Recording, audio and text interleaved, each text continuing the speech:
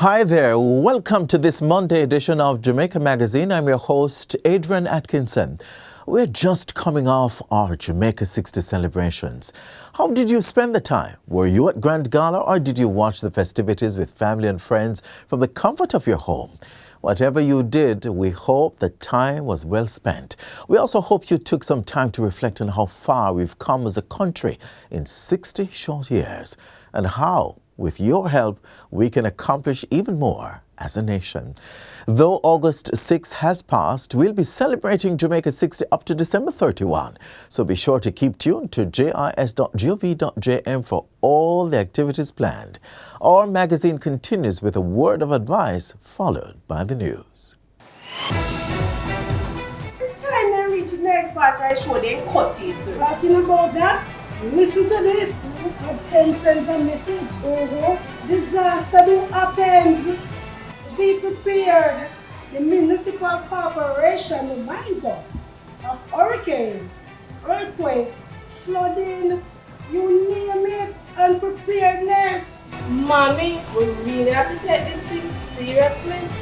Mommy, where's the emergency shelters? Samir. Primary school, churches, community centers. Know your nearest emergency shelter.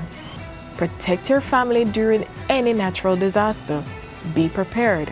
Visit the ODPEM website at odpem.org.jm to find the shelter listing for your parish. Know your emergency shelters.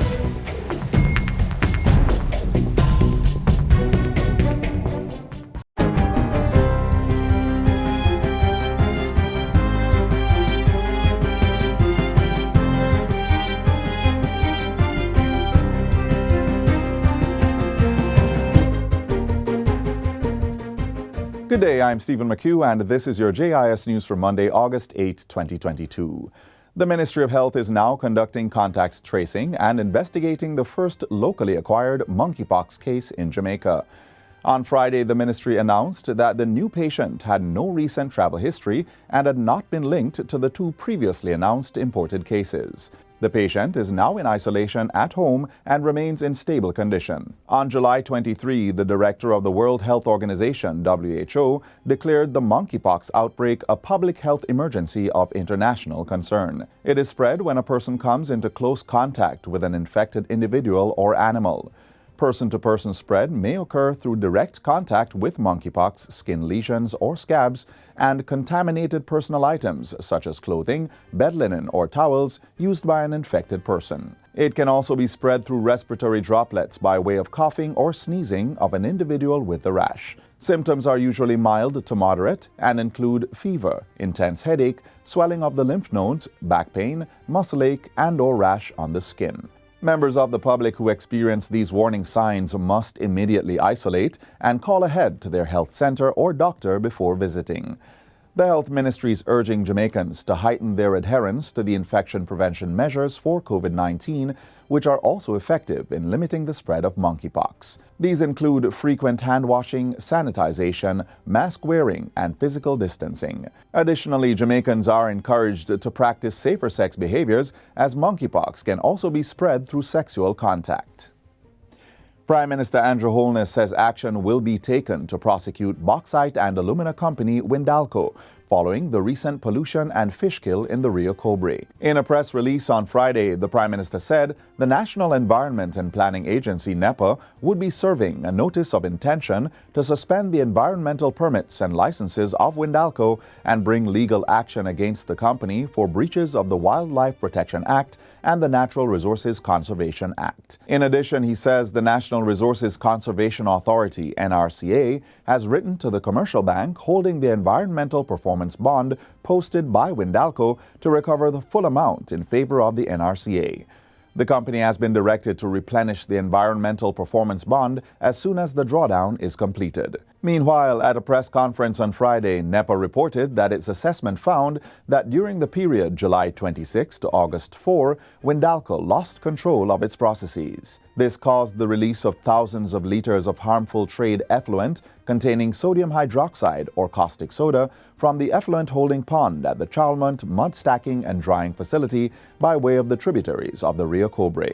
Prime Minister Holness says the pollution incident is wholly unacceptable and is inconsistent with the standards Jamaica has set for environmental management and protection. This administration, in our 60th year, is showing that we must be serious about protecting our environment. To deter other such incidents, he says the amendments required to increase fines and penalties for environmental breaches will come to Parliament within the coming months. In addition, the Prime Minister says government will be implementing a water safety plan for the entire Rio Cobre system. A heavy-duty, state-of-the-art $82.89 million amphibious excavator has been acquired to undertake work to help prevent flooding in St. Elizabeth. Minister of Agriculture and Fisheries Pernell Charles Jr. commissioned the equipment at Rocky Hill, St. Elizabeth recently. It will be used to clean rivers and streams in the upper and lower Black River morass, as well as drains in other areas of the parish. The National Irrigation Commission, NIC, will be responsible for managing and maintaining the excavator, which is expected to clean more than 42,000 meters of drains annually in the parish. Minister Charles Jr. says it puts St. Elizabeth in a state of readiness to mitigate the impact of flooding on farmlands and communities. This is the kind of equipment, as Minister Witter said, that we need now, so that we can do the work, but do it in a way that the result of it has a massive, positive, continuous, consistent impact. Among the communities to benefit from its acquisition and use are Elim River, Windsor Canal, Dover, Grossmont River, Brace River, Thornton, Wyas River, Georges Valley River, Barton Springs, and others. Chief Executive Officer of the National Irrigation Commission, Joseph Giles, says a robust maintenance program will be implemented to safeguard the asset. 183 Jamaicans will be equipped with skills in restorative justice over 9 weeks from August to October. They will be trained under the Ministry of Justice's National Restorative Justice Hybrid Facilitators Training Program. The 2022 cohort was launched on Thursday. Portfolio Minister Delroy Chuck, who addressed the virtual launch, encouraged the participants to remain committed to completing the program. There's a huge and challenging task ahead of us in Jamaica, and restorative justice must play an important part. We are being torn apart by disputes, disagreements, conflicts, wrongs of all kinds.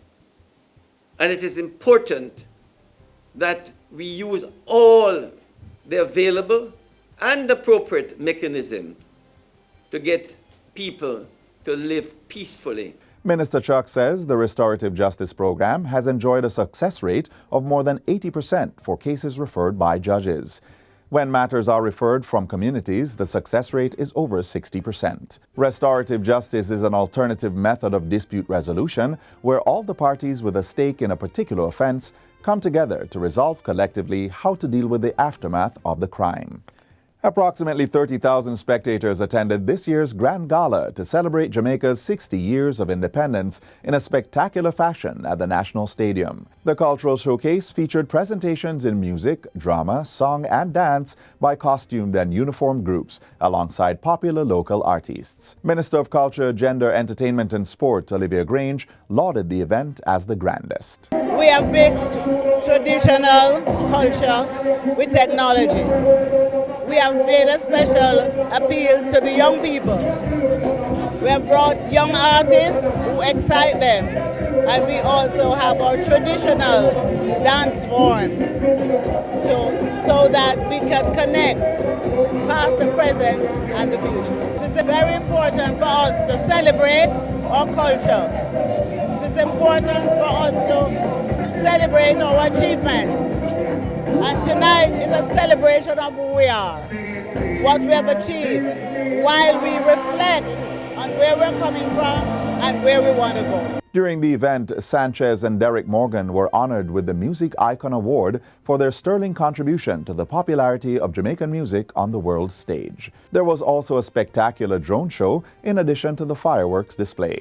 And finally, frontline workers were recognized for the vital role they played in the management of the COVID-19 pandemic during the Grand Gala. Prime Minister Andrew Holness presented citations to representatives of the workers, including Minister of Health and Wellness, Dr. Christopher Tufton, Commissioner of Police, Major General Anthony Anderson, and Chief of Defense Staff, Rear Admiral Antoinette Weems Gorman. The health minister welcomed the recognition given to the frontline workers, as well as the teachers who went beyond the call of duty to keep students engaged, and farmers who ensured the delivery of goods in the face of threats to food security. Today, as Jamaica celebrates its 60th anniversary of independence, we wholeheartedly salute our heroes of the COVID-19 pandemic. On behalf of a grateful and proud nation, we thank you for your commitment, service, and sacrifice. You have exemplified the greatness of our nation. And that's it for JIS News Today. I'm Stephen McHugh. Thanks for watching.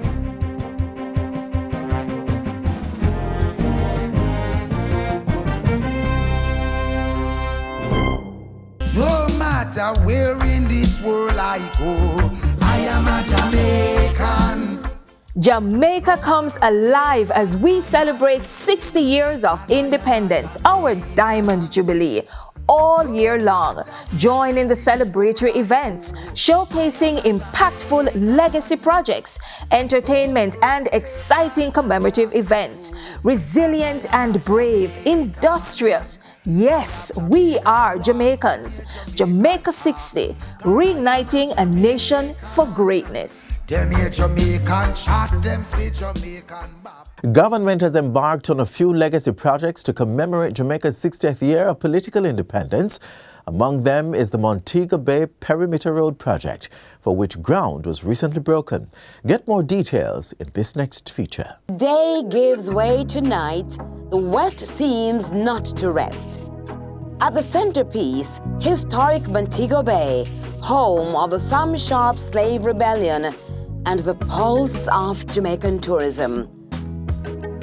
Located on the northwest of the island, it's Jamaica's second city and a major earner for tourism dollars.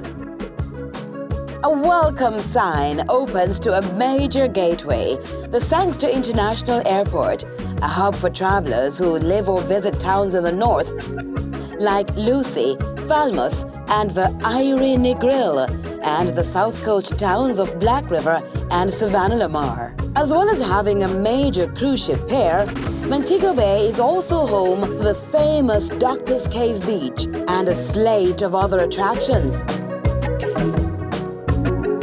Thousands traverse the North Coast Highway, which connects the east to the west of this scenic island, and move along the now elegant corridor, laced by a myriad of hotels, as well as a thoroughfare for motorists who want to do business in quick and efficient time. But the town of Montego Bay is congested. As a nerve center for the western end of the island, internal migration has forced overcrowding. Though there has been rail growth through new businesses, the town itself has not expanded much, and many motorists find it impossible to pass through the town smoothly. With the completion of the North Coast Highway, things became easier. However, this too has become congested. Added to this, because Montego Bay is built by a river delta, often when it rains, the town is flooded, causing untold damage, the inevitable major delay in road movement, and even deaths. The cries have been loud and a solution found. The government of Jamaica, through the Ministry of Economic Growth and Job Creation, has reached out to China Harbour Engineering, Czech, to undertake a massive 5-pronged project that will once more shine the spotlight on the West, giving it one of the most talked about roadways, not only in Jamaica, but throughout the entire Caribbean. This is a story of how we are going to make a change to a city and its environs, a change for Jamaica. The plan is to improve transport, cut out traffic, and get commuters moving, thus creating greater productivity. Not only will it get our travelers moving quickly, but missed flights because of choked streets will be a thing of the past. In fact, what would normally take 1 hour to get to the other side of Montego Bay can take 15 to 20 minutes, driving at the posted speed of 80 kilometers per hour. There will be a major game changer in employment, as this project will not only train, but employ thousands of Jamaicans, skilled and unskilled, over a period of 3.5 years, while this design, build, construction contractual agreement runs over 44 months to deliver the Montego Bay Perimeter Road project, set to commence during the country's Jubilee, August 2022. The Montego Bay Perimeter Road is the biggest undertaking. The road with an interchange will run from the Alice Eldermeyer Drive and the Hardcook Boulevard intersection through to Iron Shore. The new construction will allow travelers to exit at various sections along the way, such as Bogue Road, Granville, Portobello, Irwin, and Green Pond. It will consist of a 4-lane highway with a median barrier having 10 major structures. 8 toll gates will serve this road. Picture this mount when, on a grade, a 270-meter-long bridge joins the communities of Irwin and Portobello, now separated by the Montego River.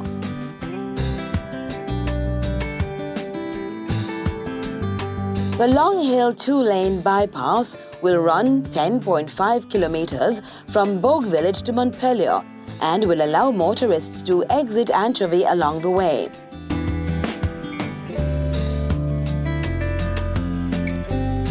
The busy Barnett Street will be widened, consisting of 1 kilometer, 4-lane highway with a median from Fairfield intersection to Cottage Road. A new bridge will be built alongside the existing one.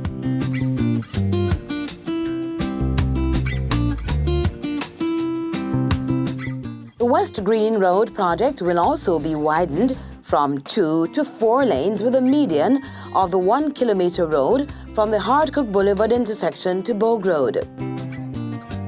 We have seen the floods when it rains, so in addition to these major road developments, the project will undertake a drainage study of the hotspots and, through our recommendations, find solutions. The areas under focus are the Reading intersection, Retirement River, Pye River, Montego River, South Gully, North Gully, Hobbs Avenue, and the drain to Montego Bay. There are exciting days ahead. A quicker, safer, stress-free way to travel, improving lives, creating jobs, and spurring economic growth. The National Road Operating and Construction Company Limited, NROC, the Ministry of Economic Growth and Job Creation, alongside China Harbour Engineering Company, cementing strength through partnerships and purpose for the future of Jamaica.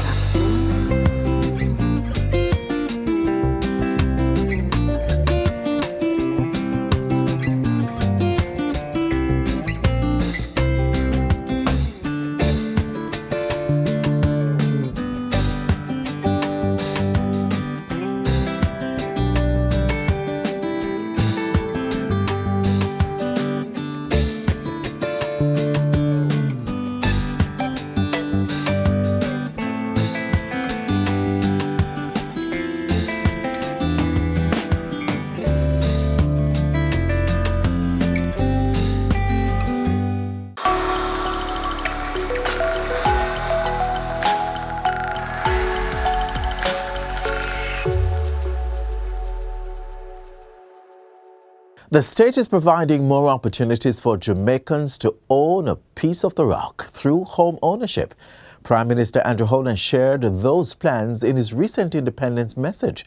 Take a look. The eternal struggle for land and shelter ownership is a point of contemplation as we consider 60 years of independence. Your government has committed to creating 70,000 new housing solutions for first-time homeowners. In the last 7 years, we have more than doubled the housing units brought to market. However, we recognize that the actual unfulfilled demand is for housing units at a price point that low-income earners can afford. Several supply-side issues have historically prevented the NHD from effectively addressing this housing market segment. However, I am pleased to report that we have redirected the NHD and the Housing Agency of Jamaica to focus almost exclusively all their efforts on affordable housing. Though our timelines have been affected by the pandemic, the NHT now has approximately 43,000 housing solutions on its books in various stages, from land acquisition to construction. When this period of our history is examined, it will be concluded that this was the era when we built the most affordable homes for Jamaicans.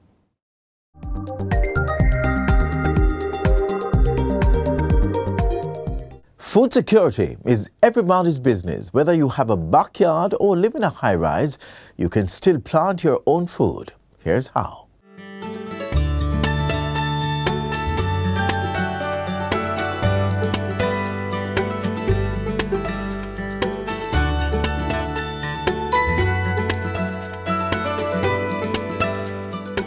Urban gardening is the cultivation of vegetables, fruits, aromatic plants, and herbs in an enclosed space or your backyard. It's an ideal way for those with little space to participate in the process of food production, saving money while feeding themselves. Practical application is one of the best methods of imparting new knowledge. The Jamaica 4-H Clubs ran with that concept when it set up an urban garden display project at 123 Duke Street in downtown Kingston. This project was born out of the COVID pandemic, where we recognize that food production has to become everybody's business. Traditionally, most of our food in Jamaica is cultivated in rural areas. We believe that even if you are in a dormitory community without land space, we believe that there's still an opportunity for you to produce. In this urban model, you would realize that we are demonstrating how you can do air planting, how you can do planting on your fence line, how you can produce food in different medium. And so we are utilizing a fully integrated approach from collecting your own water, by generating your own nutrient within the urban garden model setting to be able to produce the food that you will eat. There are a few vital things that plants need to grow. These include sunlight, proper temperature, moisture, air, and nutrients.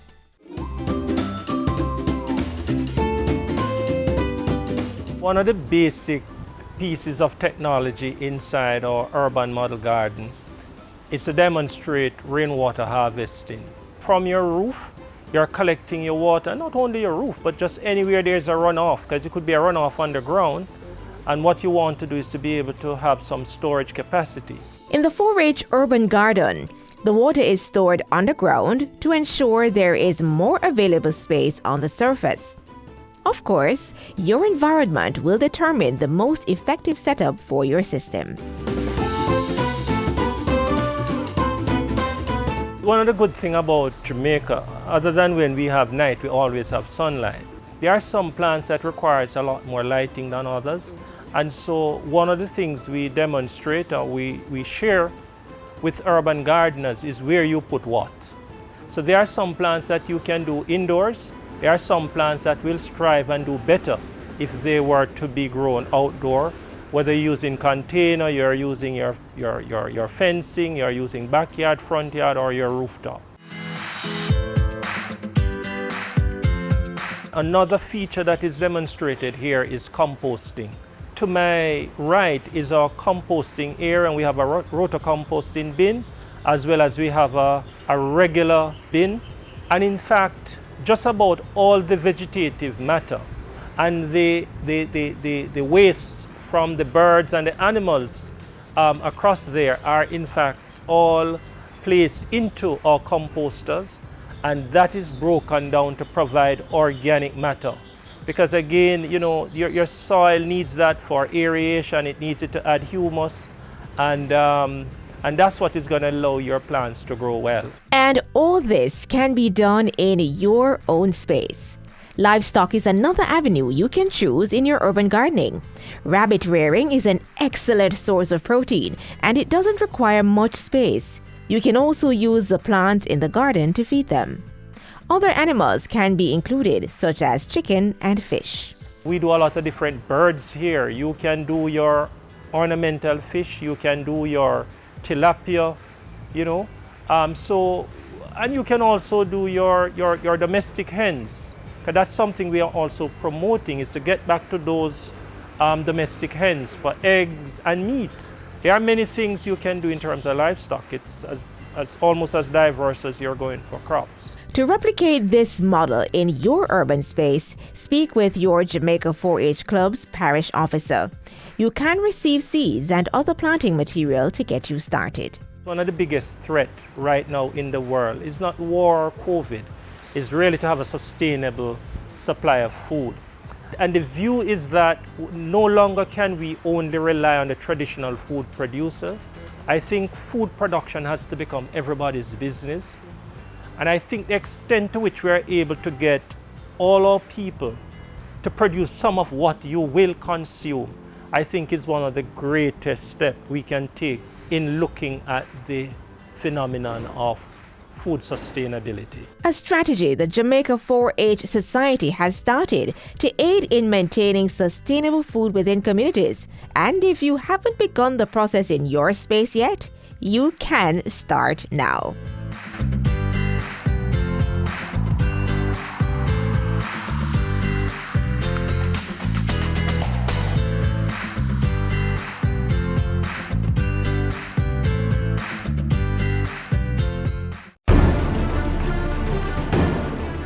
The tinting of your windscreen, cut it out.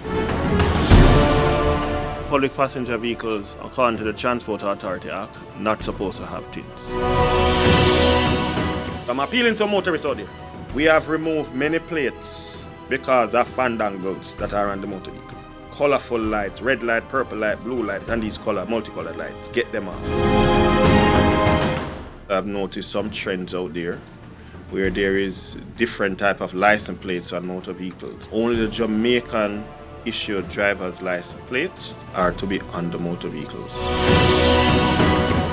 Once you transport any passenger in a motor vehicle, ensure that they are buckled, whether they are on the front or they are on the back. The seatbelt gives people a fighting chance to survive the crash. Many people have died who never give themselves a fighting chance.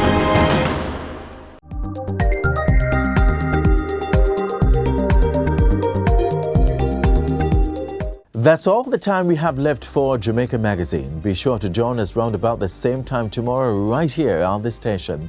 We are available at your convenience through our website, jis.gov.jm. We welcome your thoughts, queries, or if you just want to big we up, email jamaicamagazine@jis.gov.jm. On behalf of the entire team here at the JIS, I'm Adrian Atkinson. Thanks for watching.